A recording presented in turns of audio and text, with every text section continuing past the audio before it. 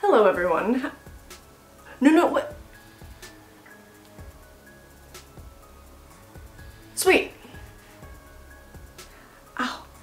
Oh my god. What's up guys, welcome to my channel. My name is Kylie if you're new, and today, yes, I will be ranking every movie in the Halloween franchise, including the fan-made film Halloween Night. Ow. Ow. Okay. There was a cloud in the sky this morning, which means that fall is here, and I decided to break out my jack-o'-lantern mug. Probably still way too hot. Yeah, that definitely needs to cool down. I guarantee you I'm gonna forget about that tea. Real quick before I get right into it, so I'm wearing my Never Hike Alone t-shirt, which by the way, Never Hike in the Snow comes out tomorrow. Another Womp Stomp Films fan-made Friday the 13th film. It's going to be very, very good. So make sure if you haven't seen Never Hike Alone or you haven't rewatched it in preparation for Never Hike in the Snow, definitely do that after you watch my video. I will have it linked down below. Okay folks, we have 12 movies to rank and number 12 on this list. Hold on. So number 12 on my list. What is the worst Halloween movie in my opinion?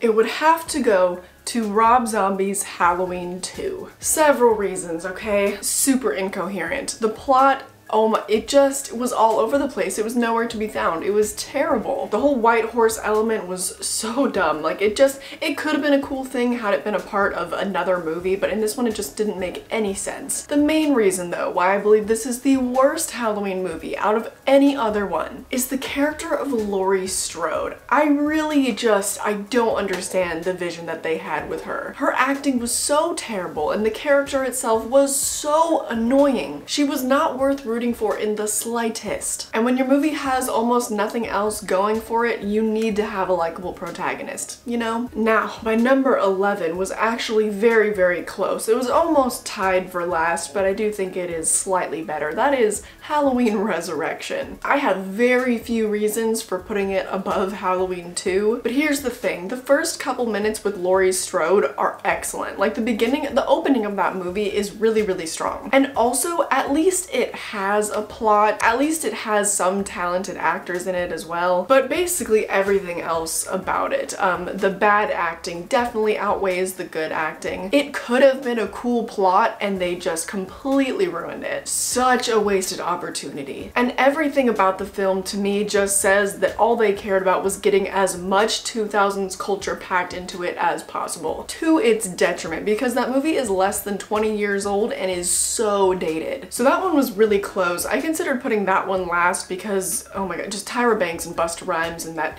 trick-or-treat mother. But I do think that Rob Zombie's Halloween 2 is objectively worse. Moving on to my number 10. Now this one I feel kind of bad about because my number 10 is Halloween 3, The Season of the Witch. But here's the thing, if you've seen my review for that movie, you know that I didn't dislike it because it didn't have Michael Myers. I think it's stupid that the only reason people hate that movie is because it doesn't have Michael Myers in it. I didn't like it because it wasn't well paced, it wasn't well acted, and it just wasn't well made in general, which is why I put it lower on this list, but I almost considered not even including it in my rankings because it's definitely an entity of its own. It doesn't involve Michael Myers or anything like that. It hardly has anything to do with the other Halloween movies, so it's kind of just an awkward situation, but I put it in at number 10. And it's actually one classic movie that I think would really benefit from having a remake. I think if they made a remake, it would be amazing. Anyways, moving on. My number 9 on this list has to be Rob Zombie's Halloween from 2007. What's crazy is I simultaneously hated this movie, but I also kind of liked it. It just had some really trashy, cheap elements that like completely soiled it, and I don't know when I'll be able to rewatch it again. So like I said in my review and my reaction of that movie, if they had taken those elements out, I think I would have really liked it. I don't like that it spoils the mystery of Michael, but I mean at least he did make it his own and it's not a direct copy of the 1978 original. I also just wish that like it hadn't been Michael Myers. Like I wish that was just kind of a solo movie and he was talking about another serial killer, because I actually really liked the development that we got of him as a child. I just didn't like the fact that it was Michael Myers. And if we just cut out a lot of the super derogatory dialogue and the really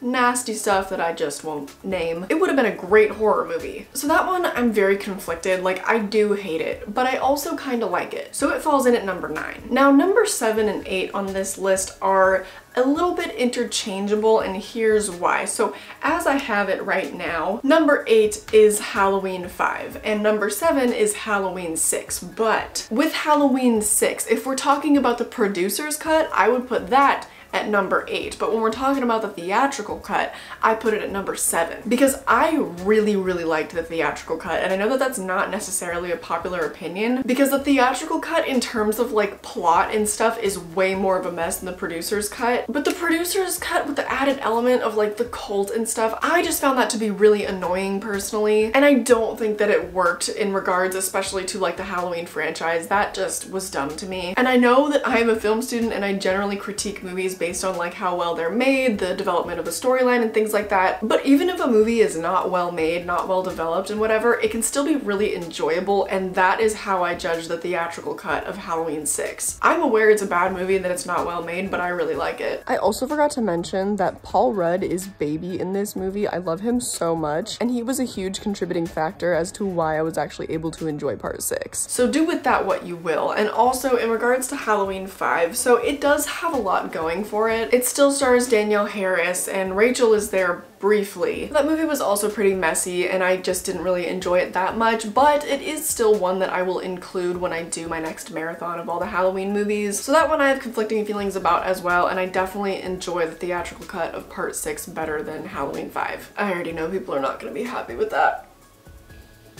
Moving on to my number 6, we are almost into the top 5, but my number 6 is the fan-made Halloween film Halloween Night. I posted my reaction to my review of that movie last Monday, and it's free to watch on YouTube, so I'll link that down below. I'll link my review down below as well. It's such a fun movie, and it's so impressive for it being a fan-made film, and it was JP's directorial debut, which is very impressive. So for the means that they had, what they were able to create was amazing, and I loved it. There were several callbacks to the original and to the 2018 sequel, but they were still super original. He definitely put his own flair on it. Where it falls in the timeline, I'm not totally sure, although I theorize that it takes place the same night of Halloween 2018 because there is the bus crash and like that's how Michael gets to Haddonfield. But I mean, I don't know, it's not like actually technically part of the Halloween universe. So anyways, moving on. My top 5, yes, indeed. Number 5 is Halloween 4. I did consider putting this one higher up on my list. I was a little bit torn with my top 5 because all of my top 5, well, okay, not all of my top 5, but a lot of them in my top 5 I feel like are slightly interchangeable, kind of depending on what mood I'm in, what I'm in the mood to watch, you know what I mean? These top 5 are all incredibly strong, so this might change in the future, I don't know. But I love Halloween Part 4. We were introduced to Danielle Harris in this movie, and she was so talented as a child. It's difficult to find that talented of a child actor, especially back in the 80s when like the internet didn't really exist for everybody, and talent wasn't as accessible because it was more difficult to find people. And she carried the movie. An elementary school child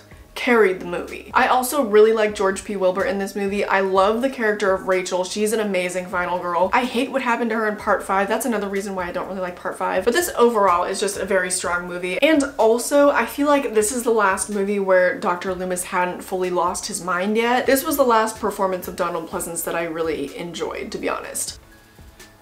Oh, moving right along to number 4, and my number 4 pick is Halloween 2 from 1981. Despite John Carpenter kind of regretting this installation and not wanting to even make a sequel in the first place, what he made turned out to be really good. And I'll admit, like, when I first saw this movie, I was like, oh, it's really intriguing that Michael and Laurie are siblings. I didn't agree with that choice, but I did find it intriguing, and it worked well in Halloween 2. This movie also stars Jamie Lee Curtis, and I just think that she is the strongest part of this franchise aside from Michael Myers himself. And I think that the hospital scene at the end is one of the best showdowns that we get with Dr. Loomis and Michael. Moving along to my top 3 Halloween movies. These are probably pretty easy for you to guess, but nonetheless, my number 3 is Halloween H2O. I was a little bit taken aback by some of the comments that I got on that video because a lot of people were like, I hated how influenced this was by like the 90s horror culture at the time, like it was totally ruined, like it totally had a Scream vibe, whatever. Scream is an amazing movie. I don't know what's wrong wrong with being influenced by Scream. And now having watched some more 90s and early 2000s horror, I'm starting to get more of an appreciation for it, especially when 90s and 2000s culture aren't just aggressively thrown in the movie. I actually find 90s and early 2000s horror to be really enjoyable. Plus in this one, I really liked the performance of Michael. I thought it was super good, and also we have Jamie Lee Curtis, and I thought that it tied in nicely with the other sequels. Besides the fact that she now has a son, Jamie is never brought up. She does mention that she faked her death to like get away from Michael, so there is that. Like there is a small connection to the other sequels, which I did appreciate. That one also has an incredible ending with Michael. She gets to decapitate him, and that was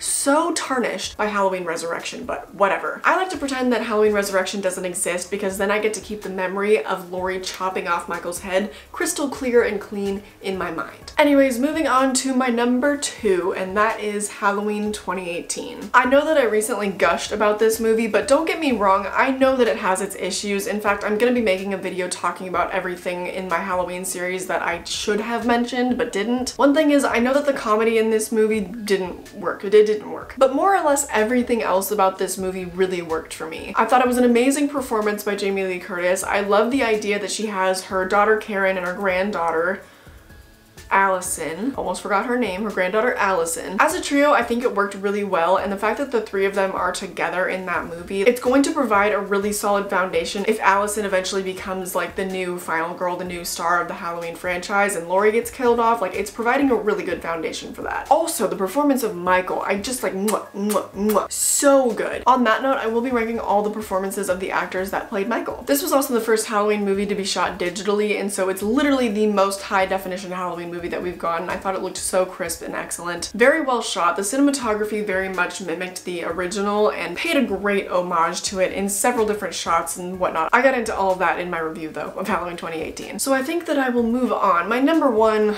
like, are we surprised? It's Halloween 1978. I really don't have much to say that hasn't already been said. I think this is objectively the most well-made Halloween movie. It was such an original movie. Now I can't really speak to that because I wasn't even born for another 21 years, but from what I've studied both culturally and in school, it was a groundbreaking movie when it came out. And so many other franchises and slashers and things like that have borrowed from Halloween. It's the inspiration for so much, and you have to give credit where credit is due. And I also enjoy it the most out of any of the other Halloween movies. I never get tired of it. I watch it multiple times a year. It was the debut of Jamie Lee Curtis, who was only 17 at the time, right? Or 19? Something like that. She was a teenager at the time, and it was her acting debut, and she did phenomenally. Nick Castle created this monster that has haunted generations. The cinematography was so ahead of its time. John Carpenter wrote the most iconic theme song for any horror movie ever, I would argue. I don't know, maybe that's debatable. I think it's the most iconic horror theme song ever. It's just done so much for horror. And it also does so much while being so understated. There's hardly any gore. A lot of the kills are off screen. It's just so tasteful. But I just know that that didn't really surprise anybody. I'm sorry if this ranking like doesn't feel very original, but what am I gonna do? Am I gonna lie? Am I gonna say that Halloween 1978 isn't the best Halloween movie ever? So I'm very curious to know your guys' rankings as well. Please comment them down below because I want to know how similar mine are to my subscribers. I feel like they're going to be pretty similar.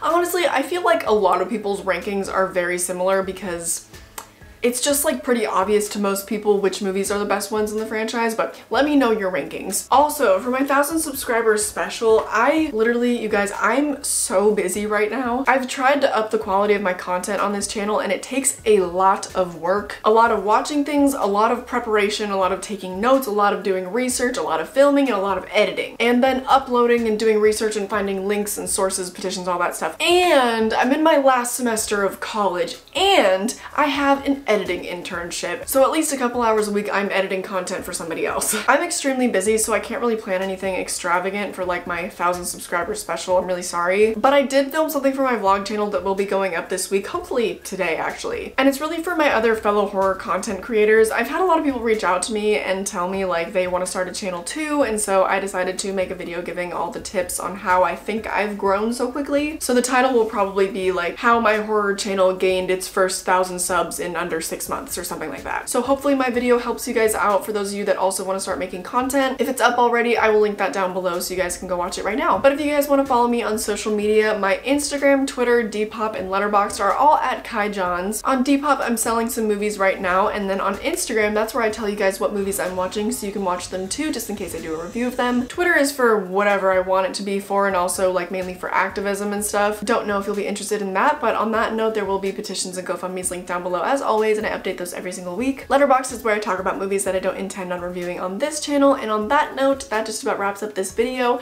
I really hope that you enjoyed, and I hope I catch you in the next one. Bye!